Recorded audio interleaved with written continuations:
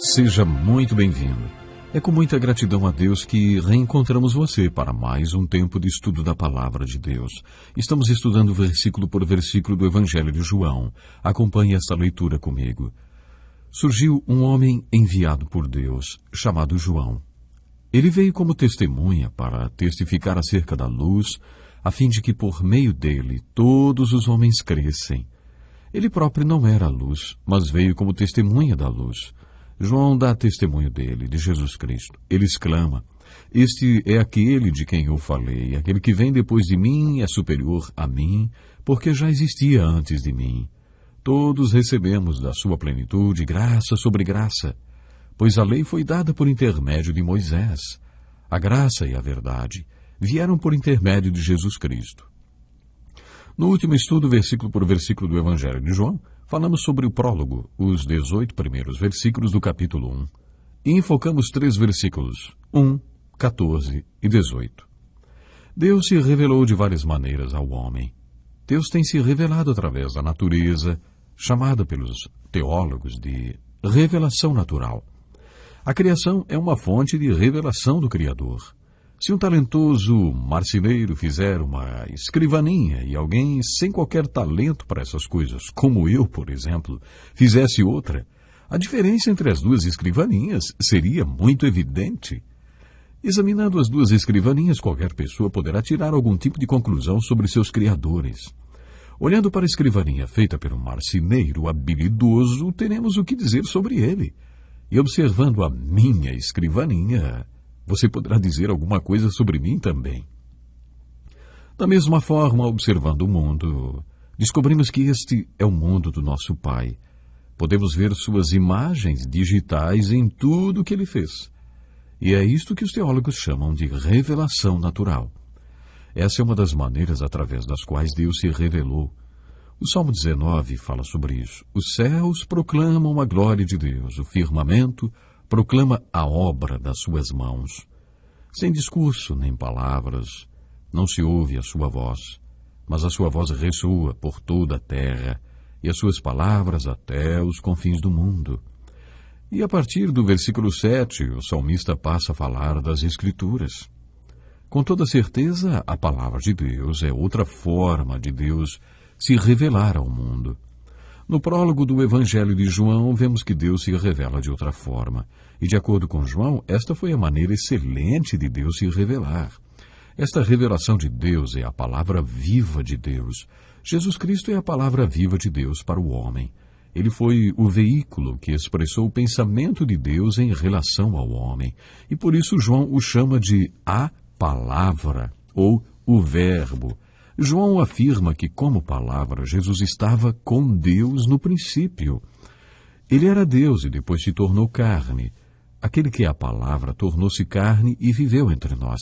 Vimos a sua glória, glória como do unigênito vindo do Pai, cheio de graça e verdade. Deus sabia que precisávamos mais do que as páginas sagradas. Deus sabia que precisávamos ver e também ler a verdade e conhecer os pensamentos que ele tinha a nosso respeito. Já disseram que, se você quiser fazer uma grande ideia conhecida, coloque essa ideia dentro da pessoa certa. Deus tinha muitas ideias para transmitir ao homem e escolheu a pessoa certa para isso. Ele colocou todas essas ideias no seu Filho, por isso a palavra se tornou carne. O Filho, de acordo com o versículo 18 do capítulo 1, foi a grande revelação de Deus que o mundo conheceu. Ele saiu da sua presença, da presença de Deus e da intimidade que tinha com ele, e tornou-se Deus conhecido para nós, ou tornou Deus conhecido para nós. Ele fez a exegese de Deus. Ele manifestou toda a divindade de Deus que o ser humano era capaz de compreender. O versículo anterior ao 18, ou os versículos anteriores, podemos dizer assim, eles descrevem maravilhas a respeito de Jesus. Como já vimos, a palavra se tornou carne. Muitos que o viram e até conversaram com ele não creram. Veio para o que era seu, mas os seus não o receberam. Está escrito assim. E para esses que não o receberam, não aconteceu nada. Mas aqueles que creram nele, deu-lhes o direito de se tornarem filhos de Deus, os quais não nasceram por descendência natural, nem pela vontade da carne, nem pela vontade de algum homem, mas nasceram de Deus. Estes experimentaram um nascimento não físico, mas espiritual. Eles nasceram de Deus.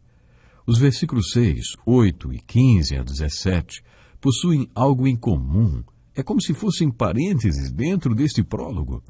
Eles falam sobre alguém, mas não sobre Jesus, e também não estão se referindo ao autor deste evangelho. Eles estão falando sobre outro homem chamado João, o João Batista. Este homem é um personagem muito importante nas Escrituras. Na verdade, João Batista recebeu um elogio que nenhum outro homem recebeu. Entre os nascidos de mulher, não surgiu ninguém maior do que João Batista. Jesus falou isso. De acordo com Jesus, João Batista foi o maior de todos os profetas e o melhor homem que já viveu na face da terra. Isso deveria nos fazer parar e pensar um pouco sobre este homem enviado por Deus, cujo nome era João. Ele foi testemunha, de acordo com as Escrituras, uma testemunha da luz que Jesus era. Tudo que Jesus foi e fez serviu como uma mensagem de Deus para o homem. O autor desse evangelho afirma que nele estava a vida e era a luz dos homens. Neste ponto, o apóstolo João escreveu que essa luz brilhava nas trevas e as trevas não a derrotaram ou não a apagaram.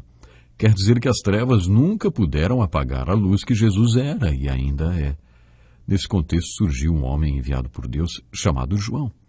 A Bíblia deixa claro que ele não era luz, mas veio dar testemunho da luz. Isso é um conceito muito importante, o conceito de ser testemunha. Serão minhas testemunhas, disse Jesus, em Jerusalém, em toda a Judéia e Samaria e até os confins da terra. O que é ser testemunha? Uma testemunha é alguém que já experimentou algo, já observou, já sentiu, e tem a responsabilidade de compartilhar o que experimentou, observou e sentiu com outras pessoas. Ser testemunha envolve se manifestar, falar e anunciar. Se você participar de um julgamento como testemunha e lhe perguntarem o que você experimentou ou observou, você não vai poder simplesmente se negar a dizer. Você não pode simplesmente dizer, eu vou deixar que minha vida fale por mim. Não preciso de palavras, nem preciso articular sobre isso. Meus atos falam mais do que minhas palavras. Você acha que algum juiz aceitaria uma testemunha dessas? Você teria de falar, ou então poderia ser mantido à disposição da justiça. Uma testemunha fala. Mas principalmente uma testemunha é alguém que já passou por algo ou observou alguma coisa e por isso tem a responsabilidade de expor o que experimentou ou observou. João foi uma testemunha. Ele foi enviado para dar testemunho da luz, mas ele próprio não era luz. Observe neste prólogo quantas vezes o verbo era foi usado para se referir a Jesus Cristo. Ele era e ele era. Mas quando o texto se refere a João Batista, lê-se, ele não era. Observe também que quando esses dois homens entram em cena no Evangelho de João, quando Jesus, a palavra viva, o Verbo, o Filho de Deus entra em cena, observe quantas vezes ele diz, eu sou e eu sou. Uma das melhores maneiras de estudar a vida de Cristo no Evangelho de João é listar todas as vezes que Jesus Cristo disse eu sou. Observe também quantas vezes João Batista disse eu não sou. Algumas pessoas foram enviadas pelos fariseus para questionar João Batista. E então, quem é você? É Elias? Ele disse, não sou. É o profeta? Ele respondeu, não. Finalmente, perguntaram, quem é você? Dê-nos uma resposta para que a levemos àqueles que nos enviaram. Que diz você acerca de si próprio? Observe que constantemente João Batista respondia, não sou. No capítulo 3, este evangelho cita mais uma vez João Batista. Diz assim, João também estava batizando em Enom, perto de Salim, porque havia ali muitas águas, e o povo vinha para ser batizado. Isso se deu antes de João ser preso. Surgiu uma discussão entre alguns discípulos e João e um certo judeu a respeito da purificação cerimonial. Eles se dirigiram a João e lhe disseram, mestre, aquele homem que estava contigo no outro lado do Jordão, do qual testemunhaste, está batizando e todos estão se dirigindo a ele. A isso João respondeu, Uma pessoa só pode receber o que lhe é dado dos céus. Vocês mesmos são testemunhas de que eu disse: eu não sou o Cristo, mas sou aquele que foi enviado adiante dele. A noiva pertence ao noivo. O amigo que presta serviço ao noivo e que o atende e o ouve enche-se de alegria quando ouve a voz do noivo. Esta é a minha alegria que agora se completa. É necessário que ele cresça e que eu diminua. Aquele que vem do alto está acima de todos. Aquele que é da terra pertence à terra e fala como quem é da terra. Aquele que vem dos céus está acima de todos. Ele testifica o que tem visto e ouvido, mas ninguém aceita o seu testemunho. João insistia em dizer: eu não sou. Talvez o segredo da grandeza desse profeta, deste homem e testemunha, seja simplesmente isto. Ele aceitava suas limitações. Ele sabia quem era. Ele também sabia quem não era. E aceitava a responsabilidade que lhe tinha sido entregue por Deus. Ele sabia quem era, ele sabia por que era e também sabia que tinha sido destinado pelo Deus Todo-Poderoso para estar nesse mundo. O exemplo de João Batista é apresentado nas páginas da Bíblia como um desafio para todos nós, para que creiamos que o mesmo Deus que estabeleceu um propósito para a vida de João Batista também tem um propósito para a nossa vida. Você sabe dizer o que Deus quer que você seja? Você acredita que Deus tem um plano para você no mundo? Você acredita que Deus tem uma vontade específica a respeito do que você vai ser? Acho que é esta a aplicação que podemos tirar para nossas vidas do relato que a Bíblia faz de João Batista, este homem e profeta tão importante. Infelizmente, eu já preciso ir parando por aqui, mas eu quero lembrar uma coisa muito importante, sabe? É necessário que ele cresça e que eu diminua. Vou sublinhar esse texto que João Batista falou, esta palavra que ele falou. É necessário que ele cresça e que eu diminua.